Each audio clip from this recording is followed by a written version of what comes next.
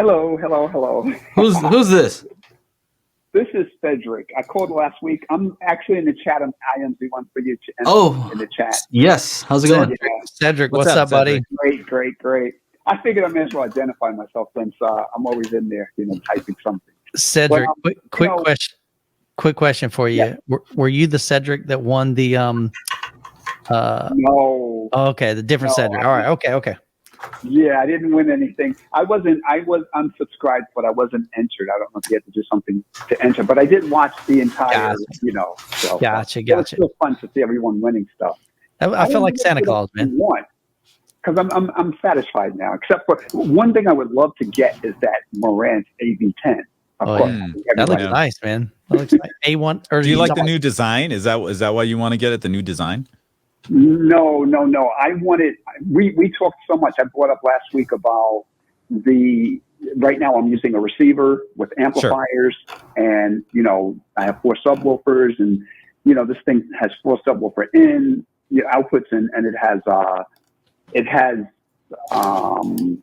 I forget the other stuff that it has, but I was direct live as a part of it now. So the question was, would it be better, to actually get something like that? Would it sound better? And so it was just one of those things where I just like it. I would love to have it. I don't want to spend $7,000 for it. So I don't think Likewise. Yeah. Kellen, have Kellen review it and then just be like, open box it over. That's right. I think even an open box, I don't think I could afford it. If the price is $7,000, I could just imagine, Yeah. So I'd rather buy a car or something. But so the thing is, I had a couple things, and I know people are sick of the Dolby Atmos conversation. Channa, that was just that one guy. Maybe others, but yeah. but I think Channa's test. I didn't get to experiment with that test or listen to it, but I think it would be a good test, because I think with anything you want to see if your theory pans out. Right. So it only makes sense to do something like that. But what I did want to say is I do agree with Youth Man in the sense that I have a 7.1.4 system, and I went to the Dolby website and I looked at all the diagrams that they have for Atmos, right? 7.1.4. And it's funny because it is a little weird. Like, you look at one and it looks like the speakers are at a certain spot, and then you look at another one and it looks like the heights are further back than, so it is confusing. But I will say that whenever I watch movies, I have never noticed any sound seeming like it's coming from a spot that it doesn't visually look like it's coming from on screen or being where it should be. And I have to say that. So even though Dolby isn't perfect, I'm not like an advocate. I don't have stock or anything like that. I just think that it does work, because even along the sidewalls where I know there are absolutely no speakers, I hear things happening there. And sometimes I'm just like, wow, that's really weird to hear things in spaces where I know there's no speakers, right? So it's weird. I think if you're close with your setup, and I'm pretty close because I don't have an odd-shaped room. I don't have a spouse either, so I can put things anywhere I want. So I have a lot of speakers like hanging, and they're kind of positioned according to Dolby's, diagrams. So it kind of works. I don't notice anything out of place. And I just wanted to mention that because I know Techno is really, really, really passionate about this, and I understand. This is what he does. And when you're on the consumer side, it's nice listening and watching the movie, but when you're doing it's different.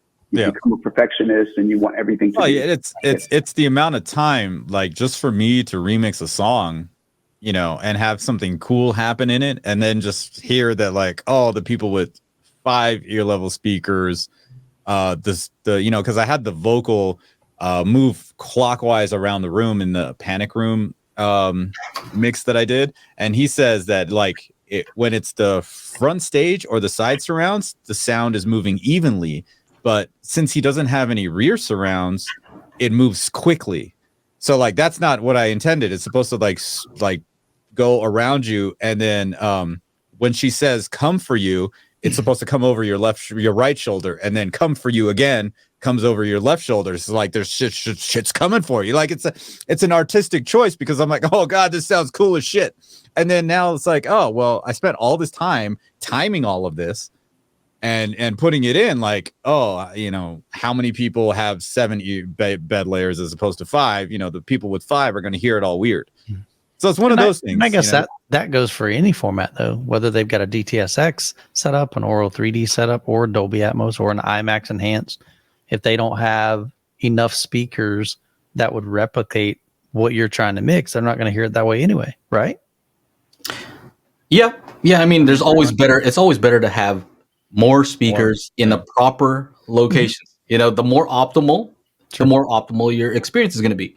But I think what we're getting at, and the reason why we're kind of like, you know, keep going in on this, is because I think there are ways to perhaps mix the music or the movies differently so that it does mix down more, I guess, seamlessly, right?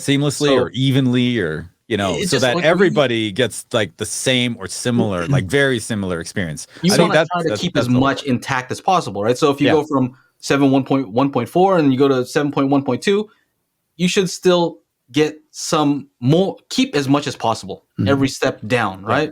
So would it be best would it be best to share that information with Dolby directly? No, not necessarily. Not necessarily. I mean, I think they know how. They know how to do it. I think they know how to do it. Complaining to consumers isn't going to fix it, though.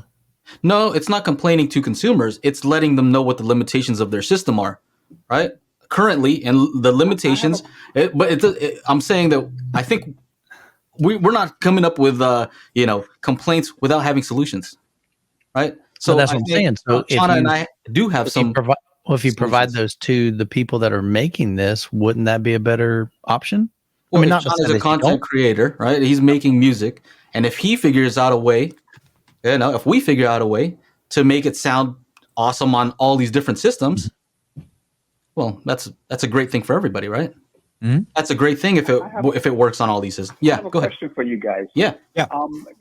When you watch those Dolby Atmos demos, like the demos that they sell, have you guys ever? And this is just just a question, because I know I kind of got my, like, when I started listening to the demos, because I was looking for some material that would really like let me know whether this thing sounded good or not, right? And I got those demo discs and I play them. Have you guys ever noticed any problems when you're playing those demo discs? I mean, because those really kind of like let me know everything's like it's optimal. Maybe it's not the best, but optimal. I'm like, that sounds like it's coming from exactly there.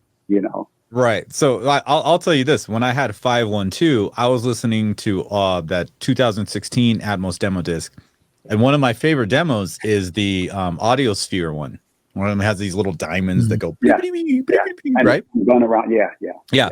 So when I went from 512 to 514, I noticed right away that there was a lot more diamonds above me toward the back of the room, and so I downgraded to 512, and that's when I realized that my side surrounds, which are 5, I don't have surround back, so they're at the sides because of the wall placement of my couch. Those sounds were now in my side surrounds. So that's when I realized if you have a 512 setup and your surround speakers aren't like angled behind you a little bit and they're directly like 90 degrees like mine are, those speakers are doing the job of 3 speakers: your surrounds, your surround backs, and your rear heights. So I already knew something was, and this is back in 2018. I was just like, oh, well, this sounds weird, and it's different. And I'm like, why is this happening?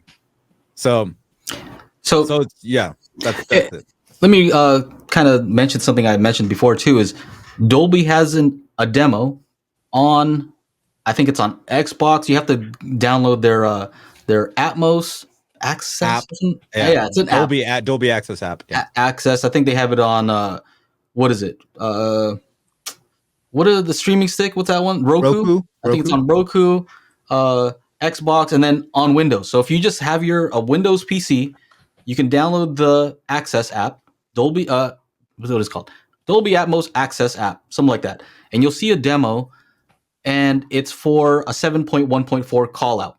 Okay, so you can plug in HDMI, plug it into your AVR, and it will. It sounds amazing. So here's my point about this particular demo. It's 7.1.4, but if you mix it down to 5.1, right? If you turn off some settings, make it play in 5.1, it's amazing that you still get the perception of height, right? So that's what I'm talking about when it's like a smooth mix down. So when you actually have your height speakers on, well, it sounds clearer, right? You can tell it's specifically there and there. But when it goes to 5.1, there's still a perception of height. And so I think that that's awesome. And I think that that's what people should be striving for, right? We want an experience that's good for everyone, you know? Yeah. And so they know how to do it. Dolby obviously knows how to do it. We don't have to tell them. That's their demo that does that pretty much like one of the best. It's the best that I've heard when it comes to mixing down. And even if I mix it down to like stereo, I'm still getting some this like sense of height, which is really, really weird. And Dolby knows how to do this, and Dolby's given everybody the tools to do the basic thing, but they haven't given any instructions on how to make it sound as realistic as possible. I actually have a link where it's a unlisted link, and I uploaded it to YouTube, and YouTube can only do 5.1, but you guys can try it out on your home theater system. So it has to be on a streaming device that allows you to use YouTube with 5.1. Yeah. But it's only 5.1. But if you use a Dolby Surround up mixer, I think what you'll notice is you'll get pretty much what seems like discrete call outs for your rear surrounds and a perception of height, even though it's not in Atmos. So I can link to that. Maybe I'll link to that. Well, we spent a whole night working with that, and we're just like, how is this possible? Make sure to check out our audio-only version of the podcast at anchor.fm/Daily HiFi, or just go to your favorite podcasting service and search for Daily HiFi.